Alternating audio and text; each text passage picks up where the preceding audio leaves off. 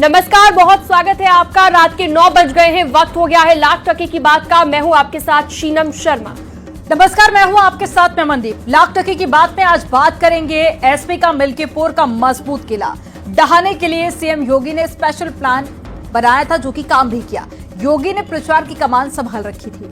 इसके अलावा बात करेंगे उपचुनाव में बीजेपी के माइक्रो मैनेजमेंट की। एक बूथ 10 यूथ के बीजेपी की जो ये रणनीति थी, कैसे इससे जीत हासिल हुई, कैसे जीत की राह आसान हो गई। इसके साथ ही बात करेंगे मिल्कीपुर में समाजवादी पार्टी की हार पर मायावती ने बड़ा प्रहार किया और अखिलेश से सवाल भी पूछे। साथ ही बात करेंगे दिल्ली में मिली हार के बाद इंडिया ब्लॉक में वार पलटवार लगातार जारी है। दिल्ली में अखिलेश ने कांग्रेस के खिलाफ केजरीवाल को समर्थन दिया, तो वहीं यूपी में राहुल के साथ गठबंधन है। देखते हैं खबरें विस्तार के साथ।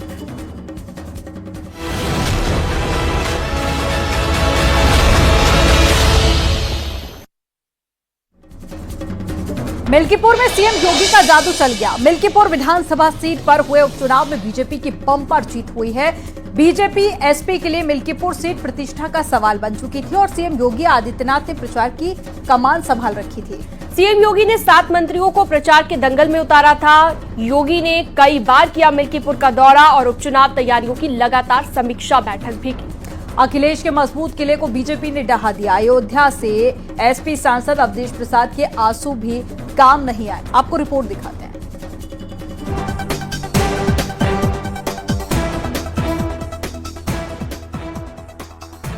मिल्कीपुर में खिला कमल, पंचर हुई साइकिल। नाक की लड़ाई में बीजेपी की बम्पर जीत। मिल्कीपुर में चल गया योगी का जादू। अयोध्या जिले की मिल्कीपुर विधानसभा सीट पर हुए उपचुनाव में बीजेपी की बम्पर जीत हुई है और सूबे की सीएम योगी आदित्यनाथ का एक बार फिर जादू चल गया। लिहाजा बीजेपी ने लोकसभा चुनाव की गलतियों से सबक लेते हुए मुख्यमंत्री योगी आदित्यनाथ को मिल्कीपुर में कमल खिलाने को जिम्मेदारी सौंपी और मिल्कीपुर में योगी का जादू चला। मिल्कीपुर आरक्षित विधानसभा सीट पर बीजेपी प्रत्याशी चंद्रभान पासवान की बड़ी जीत हुई है। मिल्कीपुर उपचुनाव बीजेपी और मुख्य विपक्षी दल समाजवादी पार्टी के लिए नाक की लड़ाई बन चुका था। मिल्कीपुर सीट से वैसे तो 10 उम्मीदवार मैदान में हैं, लेकिन मुख्य मुकाबला बीजेपी के उम्मीदवार चंद्रभानु पासवान और समाजवादी पार्टी के प्रत्याशी अजीत प्रसाद के बीच ही देखने को मिला। सपा विधायक अवधेश प्रसाद के अयोध्या से सांसद बनने के बाद मिल्कीपुर सीट पर उपचुनाव हुआ। मुख्यमंत्री योगी आदित्यनाथ और सपा मुखिया अखिलेश यादव ने इस सीट के लिए इतना जोरदार चुनाव प्रचार किया कि दिल्ली तक सुर्खियां बनती रहीं। सूबे के सीएम योगी आदित्यनाथ की खास रणनीति का ही नतीजा है कि मिल्कीपुर के खोए हुए किले को योगी आदित्यनाथ जीतने में कामयाब हुए और मिल्कीपुर में कमल खिल गया। बता दें कि मिल्कीपुर विधानसभा उपचुनाव में कुल 65.35% मतदान था, जो साल 2022 में यूपी विधानसभा के चुनाव के वोट प्रतिशत से लगभग 5% ज्यादा रहा। बता दें कि सूबे के सीएम योगी ने मिल्कीपुर उपचुनाव जीतने के लिए खास रणनीति पर काम किया। उपचुनाव की तैयारियों के तहत बीजेपी ने मिल्कीपुर में प्रदेश सरकार के 7 मंत्रियों की तैनाती की। योगी आदित्यनाथ ने दिसंबर महीने के 15 दिनों में 3 बार अयोध्या और मिल्कीपुर के दौरे किए। मिल्कीपुर में उपचुनाव की तैयारियों की समीक्षा बैठकें की। मिल्कीपुर उपचुनाव बीजेपी के लिए नाक की लड़ाई थी, इसलिए ही योगी ने इसे इतना गंभीरता से लिया। इसे इस बात से समझा जा सकता है कि नवंबर में 9 सीटों पर हुए उपचुनाव में हर सीट पर 3-3 मंत्रियों को उतारा था। वहीं मिल्कीपुर के लिए बीजेपी ने 7 मंत्रियों को उतारा।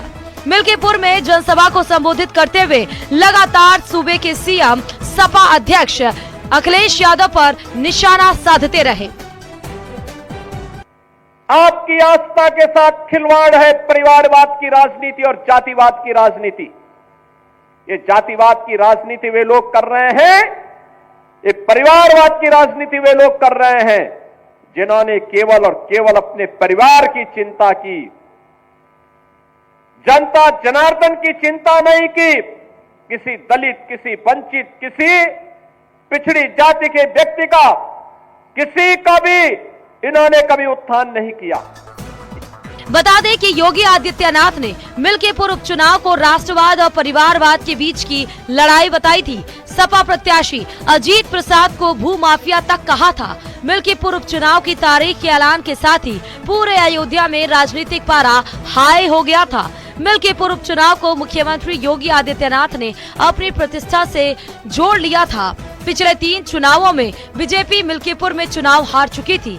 इस बार हर हाल में जीत हासिल करने के लिए योगी ने जीत की रणनीति बनाने में कोई कोर कसर नहीं छोड़ी। Bureau report, news 18।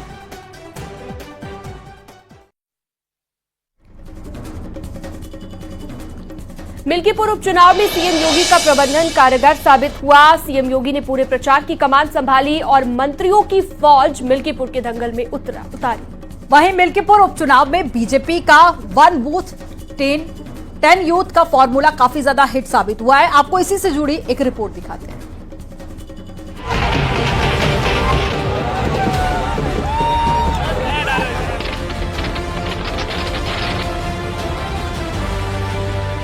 मिल्कीपुर में बीजेपी की जीत के बड़े मायने हैं। मिल्कीपुर में मिला जनादेश बीजेपी को 2027 का संदेश देगा। सीएम योगी ने पूरे प्रचार की कमान संभाली और मंत्रियों की फौज मिल्कीपुर के दंगल में उतारी। वहीं मिल्कीपुर उपचुनाव में बीजेपी का 1 बूथ 10 यूथ का फॉर्मूला भी हिट रहा। मिल्कीपुर उपचुनाव की जीत के पीछे जहां मुख्यमंत्री योगी आदित्यनाथ की फुल प्रूफ चुनावी व्यूह रचना थी, वहीं भारतीय जनता पार्टी के संगठन के महामंत्री संगठन धर्मपाल और भारतीय जनता पार्टी के प्रदेश के अध्यक्ष भूपेंद्र चौधरी की भी जो बूथ स्तर पर प्लानिंग थी, उसका असर नतीजों में साफ देखा गया। हर बूथ पर भारतीय जनता पार्टी विपक्षी पार्टी पर हावी रही। यही नहीं, जो 30 राउंड की काउंटिंग थी, हर राउंड में भारतीय जनता पार्टी से समाजवादी पार्टी पिछड़ती नजर आई। महामंत्री संगठन धर्मपाल और बीजेपी प्रदेश अध्यक्ष भूपेंद्र चौधरी की जोड़ी ने संगठनात्मक लिहाज से मिल्कीपुर में जो माइक्रो मैनेजमेंट किया, उसका असर नतीजों में साफ देखा गया। बूथ प्रबंधन, सांगठनिक समन्वय मिल्कीपुर जीत का महामंत्र बना। 2024 के लोकसभा चुनाव के बाद ही हम संगठन और सत्ता दोनों साथ मिलकर के मिल्कीपुर में लगी। योगी जी के मंत्र को हमने अपनाया। लगातार जो हमारे मंत्री थे, मिनिस्टर्स थे, वो वहाँ पर उन्होंने कैंप लगाए रखा। जो हमारे संगठन के पदाधिकारी थे, वहाँ पर लोगों से वो मिले, हर घर गए और जो काम योगी जी की सरकार ने, मोदी जी की सरकार ने लगातार किया है, उस पर हमने जनता के बीच में हम जा करके हमने अपनी बात वहाँ पर रखी। और मुझे लगता है कि जो भरोसा योगी जी के ऊपर और मोदी जी के ऊपर लोगों का है, उसी की वजह से इतनी शानदार जीत मिल्कीपुर में हमें मिली। बीजेपी के बूथ प्रबंधन वाले फॉर्मूला का असर ये रहा कि समाजवादी पार्टी के प्रत्याशी अजीत प्रसाद अपना बूथ भी हार गए। महामंत्री संगठन धर्मपाल और बीजेपी प्रदेश अध्यक्ष भूपेंद्र चौधरी की जोड़ी ने माइक्रो मैनेजमेंट किया। वहीं बीजेपी संगठन और सरकार के मंत्रियों की 16,000 से ज्यादा बैठकें हुई। सीएम योगी के व्यू रचना और बीजेपी संगठन के माइक्रो मैनेजमेंट ने मिल्कीपुर में इतिहास रच दिया। भारतीय जनता पार्टी की जो संगठनात्मक बैठकें हुई, 1000 से ज्यादा बैठकें हुई। खुद महामंत्री संगठन धर्मपाल ने बूथ स्तर पर कार्यकर्ताओं के साथ बैठक की। यही नहीं, वो आम वोटरों में, आम बस्तियों में भेष बदलकर सादगी से पहुंचे और वहां पर फीडबैक लिया। जहां कोर कसर थी, वहां पर तैयारियां की गई। यानी कि एक विस्तृत संगठनात्मक रणनीति से, और वो रणनीति ये थी कि 1 बूथ 10 यूथ के जो कार्यकर्ता तैनात किए गए थे महामंत्री संगठन धर्मपाल की तरफ से, वो रणनीति इस नतीजों में भी साफ मिल्कीपुर के नजर आई। कैमरामैन रवि के साथ संकेत मिश्रा, न्यूज़ 18 लखनऊ। मिल्कीपुर उपचुनाव में एसपी को मिली करारी हार के कई कारण रहे। सियासी दांवपेच में एसपी को अपनी ही चली चालों का नुकसान हुआ है। अखिलेश आखिरी दिन प्रचार करने गए। डिंपल यादव ने भी सिर्फ एक रोड शो किया। 9 में से 7 उपचुनाव में मिली हार से निराश कार्यकर्ताओं में सांसद अवधेश प्रसाद का रोना भी जोश नहीं भर पाया। एक रिपोर्ट आपको दिखाते हैं।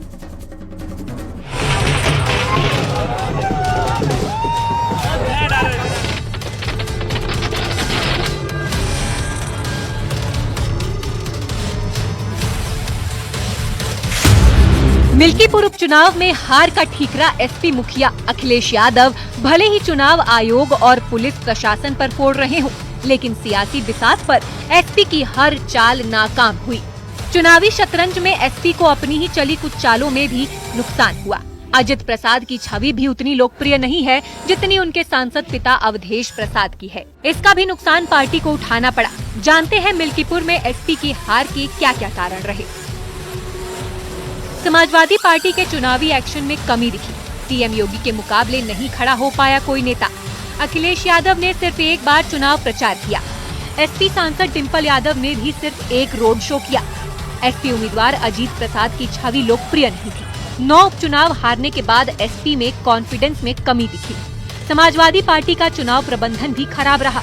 दलितों का भरोसा जीतने में नाकाम रही समाजवादी पार्टी। बाकी जातियों को भरोसा भी नहीं जीत पाई एसपी। उपचुनाव में अवधेश प्रसाद का रोना काम नहीं आया। वहीं मिल्कीपुर चुनाव में एसपी की करारी हार को लेकर बीएसपी अध्यक्ष मायावती ने समाजवादी पार्टी पर निशाना साधा है। मायावती का कहना है कि अपनी करारी हार के लिए समाजवादी पार्टी को जनता को जवाब देना चाहिए। पिछली बार विधानसभा उपचुनाव में समाजवादी पार्टी ने अपनी हार के लिए बीएसपी को जिम्मेदार ठहराया था। दिल्ली विधानसभा चुनाव को लेकर उन्होंने कहा कि दिल्ली की जनता ने हवा चले जिधर की चलो तुम उधर की के तर्ज पर सरकार बनवाई। ऐसे में उन वादों को पूरा करना केंद्र की बीजेपी सरकार की जिम्मेदारी है। उन्होंने समाजवादी पार्टी पर भी वार करते हुए कहा है कि अब कम से कम सपा को ये सबक मिल गया होगा कि वो लगातार जिस तरह का आरोप लगाते थे कि बहुजन समाज पार्टी की वजह से वो चुनाव हार रहे हैं, तो ऐसा तो नहीं है, क्योंकि वो उपचुनाव लड़ ही नहीं है। मिल्कीपुर हार पर मायावती के बयान पर एसपी सांसद वीरेंद्र सिंह ने पलटवार किया है। उन्होंने कहा कि बहन जी पहले तय करें कि किससे लड़ना है, पीडीए से लड़ना है या अन्य नेताओं से लड़ना है। मायावती को बीजेपी की साजिश समझनी चाहिए। मैं समझता हूं कि बहन जी को पहले खुद समीक्षा करनी चाहिए कि उन्हें लड़ना किससे है। उनको पीडीए से लड़ना है या किसी अन्य नेता से लड़ना है। जिस दिन ये बात उनके मन से क्लियर हो जाएगी और भाजपा के द्वारा जो रची जा रही जो साजिश है उसको समझ लेंगी, उस दिन से पीडीए मजबूत होना शुरू हो जाएगा। मिल्कीपुर उपचुनाव में समाजवादी पार्टी के स्टार प्रचारक नदारद रहे। अखिलेश आखिर में सिर्फ एक बार प्रचार के लिए पहुंचे। वहीं सांसद डिम्पल यादव ने भी एक रोड शो किया। पिछले उपचुनावों में बीजेपी की एक तरफा जीत को देख एसपी कार्यकर्ता पहले ही हताश थे। इस मनोदशा से कार्यकर्ताओं को बाहर निकालने की भी पार्टी की ओर से कोई कोशिश नहीं हुई। अखिलेश यादव जी को और समाजवादी पार्टी को अब आत्ममंथन कर लेना चाहिए। अब उत्तर प्रदेश की राजनीति पोस्टर से नहीं चलेगी, होर्डिंग से नहीं चलेगी, ट्विटर से नहीं चलेगी। उसके लिए आपको ज़मीन पर उतरना पड़ेगा, लोगों को भरोसा दिलाना पड़ेगा। आप बंटवारे के जरिए उत्तर प्रदेश के लोगों को अपनी तरफ आकर्षित नहीं कर सकते। 2017 के बाद से देख लीजिए, कोई भी इलेक्शन रहा हो, कोई भी चुनाव रहा हो, भारतीय जनता पार्टी जीतती रही है। यहाँ तक कि अयोध्या से एसपी के सांसद अवधेश प्रसाद का रोना भी उनके बेटे को जीत नहीं दिला सका। न्यूज़ 18 के लिए ब्यूरो रिपोर्ट।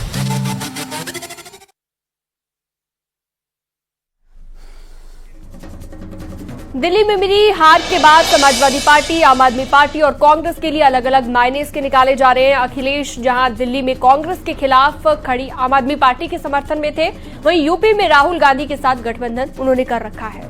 अखिलेश ने जहां दिल्ली की हार के बाद भी इंडिया ब्लॉक की मजबूती की बात कही, तो वहीं अनुराग ठाकुर ने पलटवार कर कहा कि अब एसपी और आम आदमी पार्टी का भविष्य नहीं बचा है। यूपी में भी कांग्रेस के साथ में एसपी का गठबंधन टूटेगा। आपको रिपोर्ट दिखाते हैं।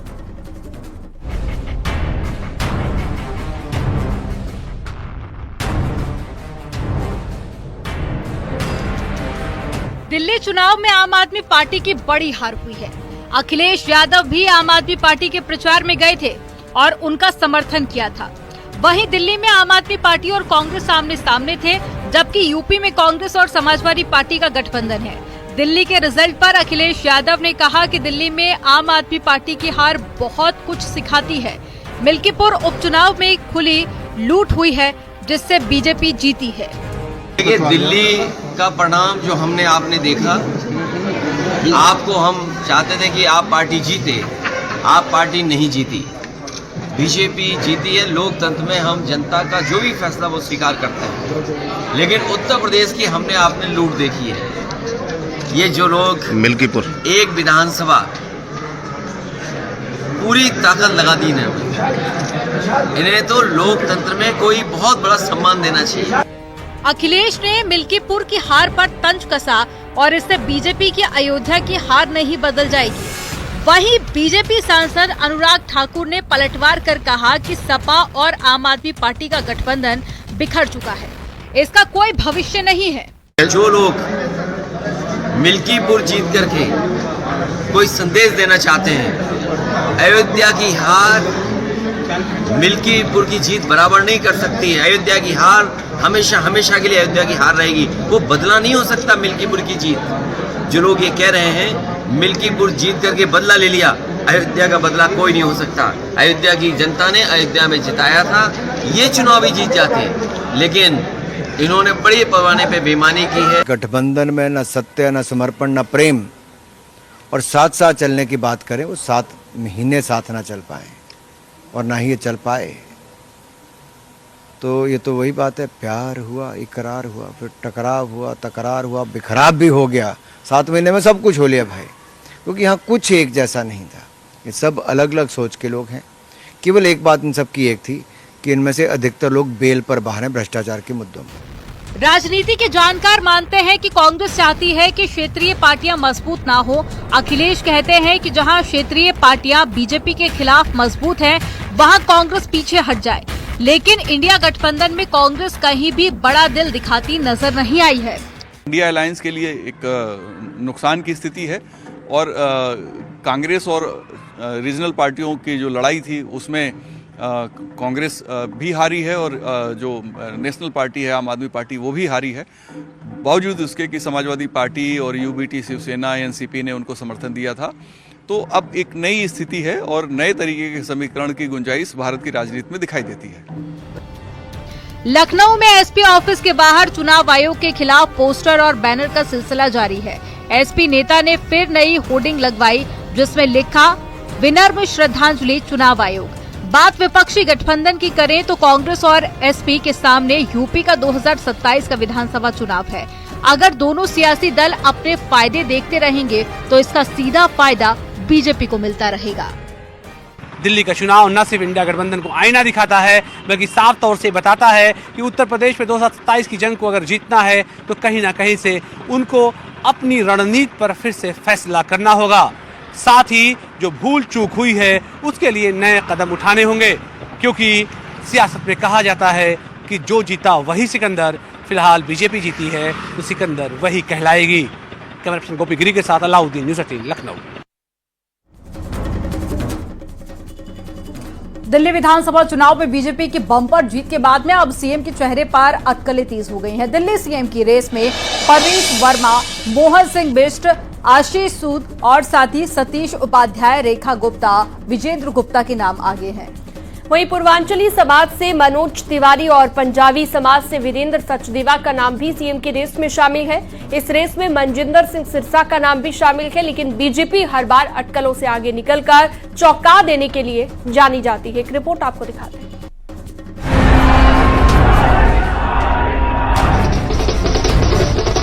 चुनावी मेहनत के बाद अब बीजेपी में वक्त मुख्यमंत्री के नाम पर मंथन का है।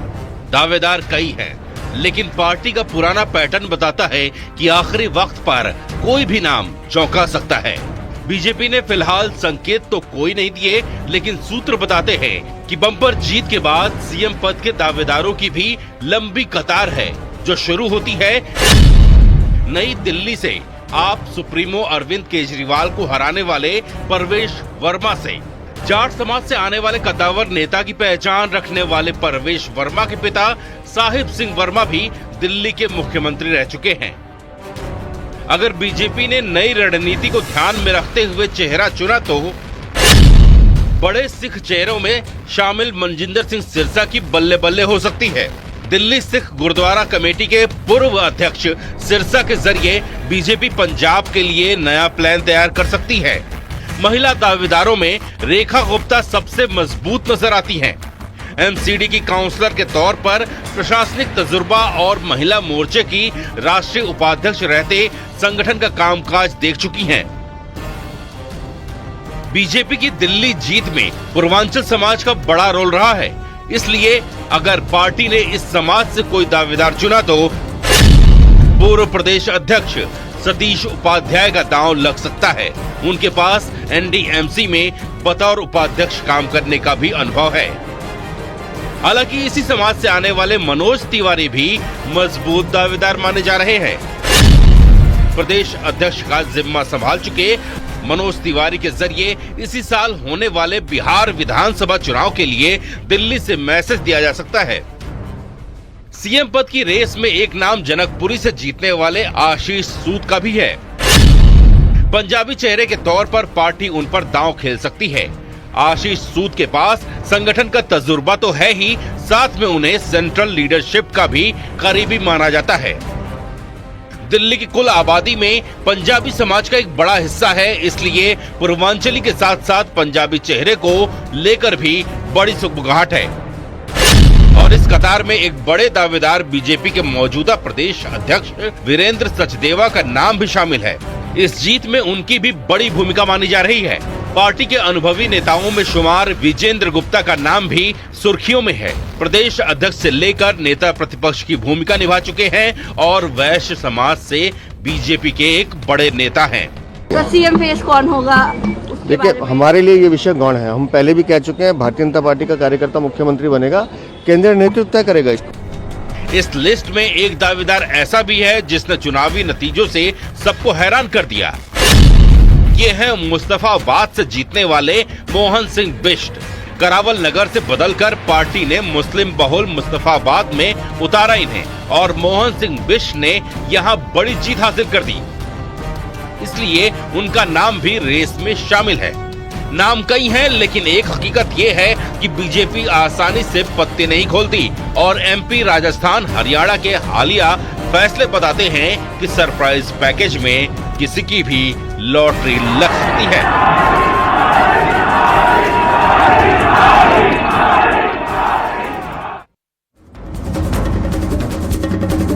खबरों का सिलसिला जारी है, वक्त एक छोटे से ब्रेक का। आप देखते रहिए न्यूज़ 18।